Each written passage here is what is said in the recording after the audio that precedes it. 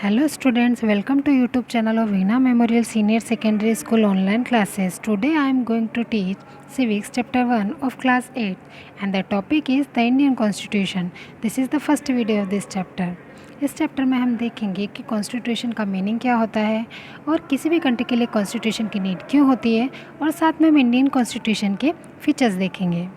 In this chapter, we are going to begin with the football, a game many of you have probably heard of or even played. इस chapter की starting हम एक game football से करते हैं और आपने इस गेम के बारे में सुना भी होगा और आपने इसे खेला भी होगा. As the name suggests, this is a game that involves the players' feet.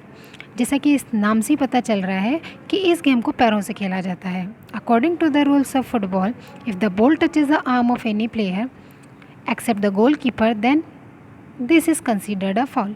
इस गेम्स के जो रूल है उसके अकॉर्डिंग अगर आप बॉल को आर्म से टच कर लेते हैं तो कोई भी प्लेयर अगर ऐसा करता है गोलकीपर के अलावा तो उसको फॉल कंसिडर्ड किया जाता है. So if the player start holding the football in their hands and passing it around then they are not playing football any more. यानी कि अगर कोई भी प्लेयर फुटबॉल के ग्राउंड में अगर फुटबॉल को हाथों से पास कर रहा है तो वो फुटबॉल फिर नहीं खेल सकता. Similarly other games such as the hockey और cricket also have rules according to which they are played. इसी तरीके से हॉकी और क्रिकेट की भी अपने कुल रूल रेगुलेशन है जिसके अकॉर्डिंग ये गेम्स खेले जाते हैं. Each of this rules help define the game and help us distinguish one game from other. ये जो रूल रेगुलेशंस होते हैं उनसे किसी भी गेम को हम समझ सकते हैं कि आखिर ये गेम है क्या और साथ में हम एक गेम को दूसरे गेम से जो है डिस्टिंग्विश भी कर सकते हैं यानी डिफरेंस भी कर सकते हैं कि हॉकी जो है वो फुटबॉल से अलग कैसे है, फुटबॉल क्रिकेट से अलग कैसे हैं. ये रूल्स ही हमें बताते हैं. As these are fundamental to the game we can also call them the constitutive rules of the game. हम इनको फंडामेंटल या कॉन्स्टिट्यूटिव रूल्स भी बोल सकते हैं गेम के. Like these games A society also has the constitutive rules that make it what it is and differentiate it from the other kind of the society.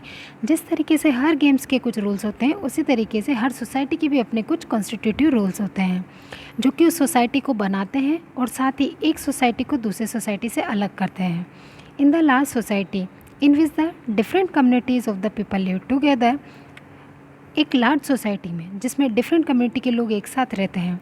These rules are formulated through the consensus and in the modern countries this consensus is usually available in the written form. और इन बड़ी बड़ी societies के अंदर जो rule regulations formulate किए जाते हैं वो कंसर्न से किए जाते हैं और मॉडर्न कंट्री में ये जो कंसेंसस होता है वो रिटन फॉर्म में होता है. यानी कोई भी रूल्स रेगुलेशन अगर किसी सोसाइटी में बनाए जा रहे हैं तो वो आपस में डिस्कस करके बनाए जाते हैं ताकि सभी लोग उसको फॉलो करें और रिटन फॉर्म में ये होते हैं आज के टाइम में जो मॉडर्न कंट्रीज़ में. A written document in which we find such rules is called a constitution. तो यहाँ हम देखेंगे कि डेफिनेशन है कॉन्स्टिट्यूशन की कि एक रिटन डॉक्यूमेंट जिसके अंदर कुछ रूल्स होते हैं तो उसे हम बोल सकते हैं constitution. We have looked at the Indian constitution in class 6 and 7 in our social and the political life text book. आपने इंडियन कॉन्स्टिट्यूशन के बारे में क्लास 6 और क्लास 7 के अंदर टेक्स्ट बुक के अंदर पढ़ा है. Have you ever wondered why we need a constitution. हमें कॉन्स्टिट्यूशन की नीड क्यों होती है या सोच के आपको आश्चर्य होता है. Or been curious about how the constitution got written. और क्या आपको क्यूरियसिटी होती है कि कॉन्स्टिट्यूशन जो है कैसे लिखा गया है, इसको किसने लिखा है. In this chapter we will discuss both this issues. इस चैप्टर के अंदर हम दोनों इश्यूज़ के बारे में डिस्कस करेंगे and also look at the key features of the Indian constitution. इसके साथ साथ हम इंडियन कॉन्स्टिट्यूशन के की फीचर्स को भी देखेंगे. Each of this feature is crucial to the working of the democracy in country. एक एक फीचर जो है वो डेमोक्रेसी के लिए बहुत ही ज़रूरी है और इंडिया जैसी कंट्री क्योंकि एक डेमोक्रेटिक कंट्री है तो वहाँ पर ये फीचर्स होना बहुत ज़रूरी है. And some of this will be discuss on the different chapter in this book. कुछ फीचर्स को हम आगे आने वाले चैप्टर्स में भी देखेंगे. अब हमारा नेक्स्ट टॉपिक आता है why does a country need a constitution. एक कंट्री को कॉन्स्टिट्यूशन की नीड क्यों होती है. Today most countries in the world have a constitution. आज के टाइम में जो मॉडर्न वर्ल्ड है उसमें जितनी भी कंट्रीज़ हैं ज़्यादातर उनके पास अपना कॉन्स्टिट्यूशन होता है. While all the democratic countries are likely to have a constitution, या हम ये बोल सकते हैं कि जितनी भी डेमोक्रेटिक कंट्रीज़ हैं सबका अपना कॉन्स्टिट्यूशन होता है. It is not necessary that the all countries that have a constitution are democratic, लेकिन ये ज़रूरी नहीं है कि जिन कंट्रीज़ के पास अपना कॉन्स्टिट्यूशन है वो डेमोक्रेटिक हो. The constitution serve the several purposes. अब कॉन्स्टिट्यूशन को बनाने के बहुत सारे पर्पज़ होते हैं, बहुत से रीजंस होते हैं कि कॉन्स्टिट्यूशन की नीड होती है किसी कंट्री के लिए. तो फर्स्ट है, it lays out the certain ideals that form the basis of the kind of country that we as a citizen aspire to live in. Constitution की नीड इसलिए होती है कि किसी भी कंट्री को फॉर्म करने के लिए और वहाँ के जो सिटीजन्स हैं उनके एस्पिरेशन क्या है, किस तरह की कंडीशन में वो रहना चाहते हैं, और साथ ही किसी भी कंट्री के मेन आइडल्स क्या हैं, उसको दिखाने के लिए कॉन्स्टिट्यूशन होना ज़रूरी है. और put another way, a constitution tell us what the fundamental nature of a society is. और साथ में कॉन्स्टिट्यूशन ये भी हमें बताता है कि किसी भी सोसाइटी का फंडामेंटल नेचर कैसा है. A country is usually made up of the different community of people who share the certain beliefs.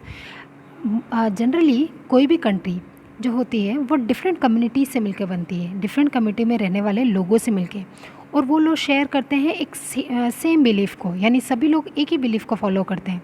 But may not necessarily agree on all issues. पर ऐसा ज़रूरी नहीं है कि एक ही कम्युनिटी में रहने वाले लोग जो कि सेम शेयर करें बिलीव्स को, लेकिन ये ज़रूरी नहीं है कि वो एक ही चीज़ पर एग्री भी हो या सभी इश्यूज़ पर वो एग्री करें.